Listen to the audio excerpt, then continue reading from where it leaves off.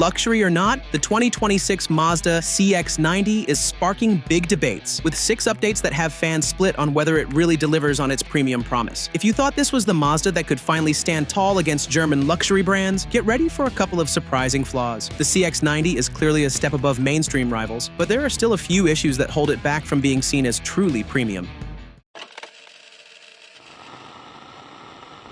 Number 6. The transmission divide that's splitting owners.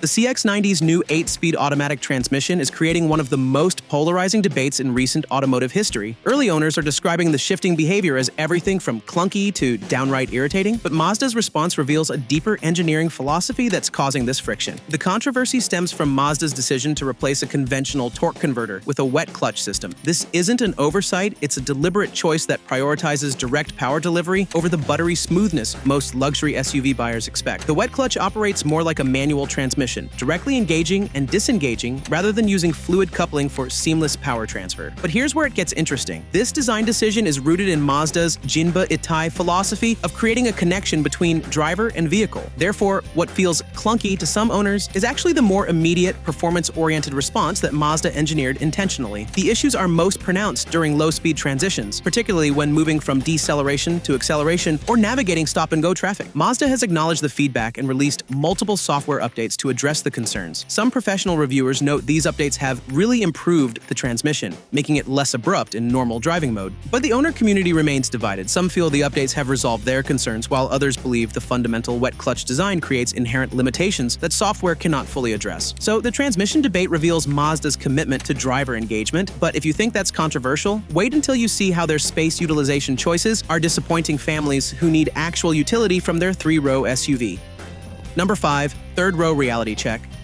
Despite being marketed as a genuine 3-row SUV, the CX-90's rear seating area is becoming a major pain point for families who thought they were getting spacious utility. Professional reviewers and owners consistently describe the third-row seating as tight and not as roomy as hoped, with only 30.4 inches of legroom that falls significantly short of key competitors. The space constraints extend beyond passenger comfort to cargo capacity that's genuinely limiting real-world usability. With all 3 rows in use, the CX-90 offers just 14.9 to 15.9 cubic feet of storage space, enough for about 3 carry-on suitcases, but severely limiting for family road trips or large grocery runs when the third row is occupied. But this isn't an engineering oversight, it's the direct consequence of Mazda's design priorities. The CX-90 is built on a new rear-wheel drive biased platform with a long hood to accommodate the inline-6 engine. This architecture gives the SUV its athletic proportions and premium aesthetic, but it inherently pushes the passenger cabin rearward and reduces available 3-row space. Therefore, families are facing a fundamental choice between Mazda's driver's SUV philosophy and the practical utility they expect from a 3-row vehicle. The long hood and rear-wheel drive platform create the handsome, performance-oriented character that enthusiasts appreciate, but they directly undermine the primary purpose many families have for buying a 3-row SUV in the first place. The space compromises are frustrating enough for families, but that's nothing compared to the technology interface decisions that are dividing owners into passionate camps about how they want to control their vehicle.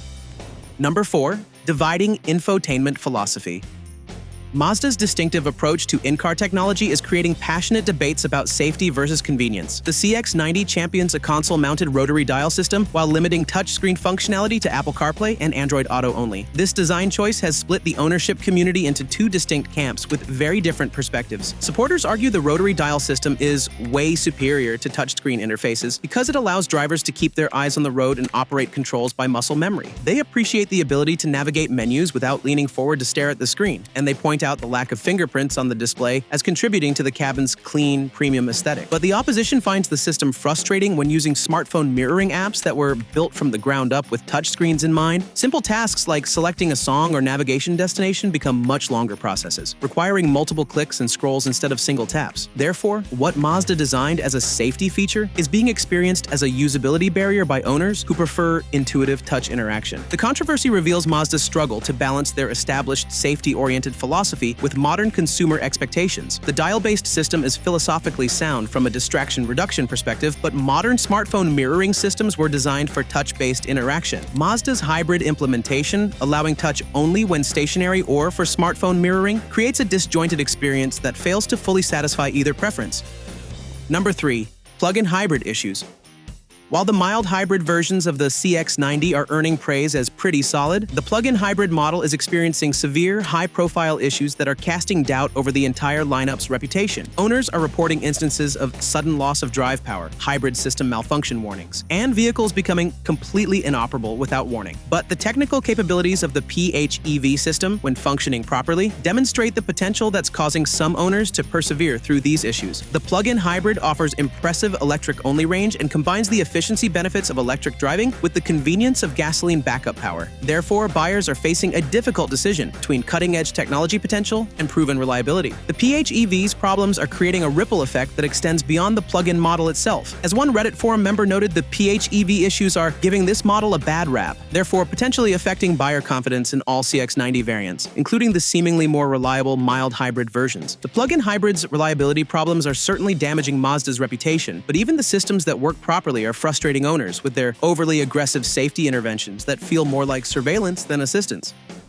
Number 2. Overreacting safety systems.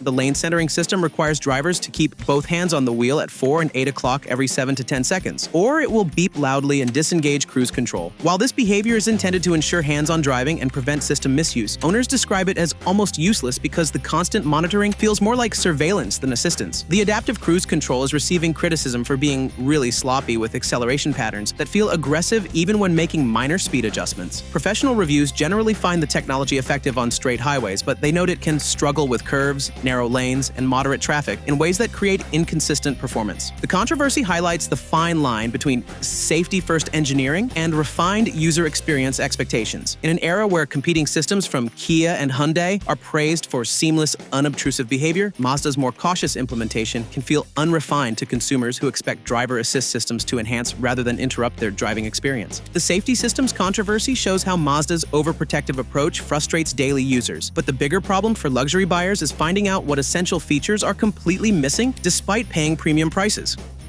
Number 1. Premium pricing and missing features. With top-tier trims reaching close to $60,000, the CX-90 is priced to compete directly with luxury brands, but owners are discovering that Mazda's definition of premium doesn't align with their expectations for comprehensive luxury features at this price point. The absence of ventilated seats on the Turbo S Premium model is becoming a particular point of contention for buyers who expect this feature as standard equipment in luxury-priced vehicles. Other missing conveniences include side-view mirror memory, which is common in many modern cars but unavailable across the entire CX-90 lineup. Therefore, buyers are paying luxury prices, but receiving an incomplete luxury feature set that competitors offer as standard equipment. Mazda's trim-level strategy creates additional frustration by forcing buyers to choose between practical utility and luxury features. The second-row bench seat, which provides additional seating capacity important for families, is not available on the highest trims. This means buyers must decide between the 7-seat captain's chair configuration with luxury materials or the 8-seat bench setup without premium features. But Mazda's upmarket strategy is predicated on the belief that exquisite craftsmanship and engaging driving dynamics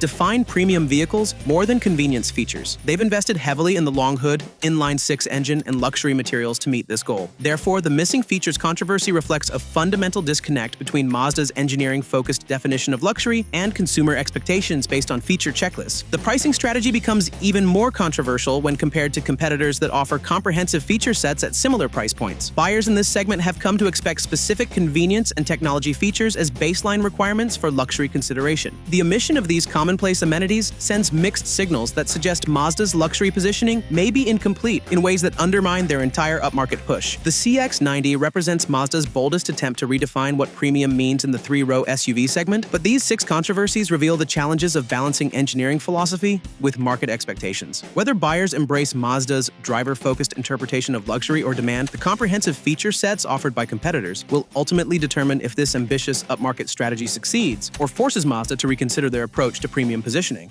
But even with these controversial features and design solutions in mind, the CX-90 is easily one of the best values in the segment, which is why you need to check out our other video about this 3-row SUV. People expected yet another fancy-looking but still a mainstream SUV, but the CX-90 turned even the biggest haters into believers. Yes, it's stylish and luxurious, but its rear-wheel, drive-biased drivetrain and inline-6 engines are what set it apart from most other Mazdas.